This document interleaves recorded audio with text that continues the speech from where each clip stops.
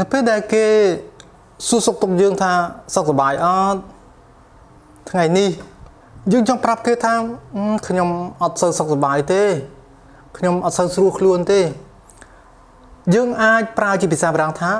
je ne me sens pas bien je ne me sens pas bien ដែលមានថាខ្ញុំអត់សូវសុខទេណាខ្ញុំមានអារម្មណ៍ដូចជាមិនសូវស្រួលទេណាយើងប្រើកិរិយាសព្ទ se sentir នៅពេលដែលយើងបបាយជាមួយប្រធាន je គឺ je me sens ដល់ពេលយើងចង់និយាយថាបដិសេធ je ne me sens pas បន្ទាប់មកអាបយ៉ាងហ្នឹងគេវាគ្រាន់តែជាគុណកិរិយាសព្ទទេដែលបញ្ជាក់នៅឲ្យ se sentir ហ្នឹងថាអារម្មណ៍យើងហ្នឹងវាមិនវាល្អវាមិនល្អអញ្ចឹងមកណា je me sens mal je me sens bien je ne me sens pas bien បានដូចគ្នាទាំងអស់អូខេចឹងអាស្រ័យទៅលើអ្នកទាំងនេះចង់ប្រើជាទម្រង់ស្របឬក៏បដិសេធស្រេចទៅយើងណា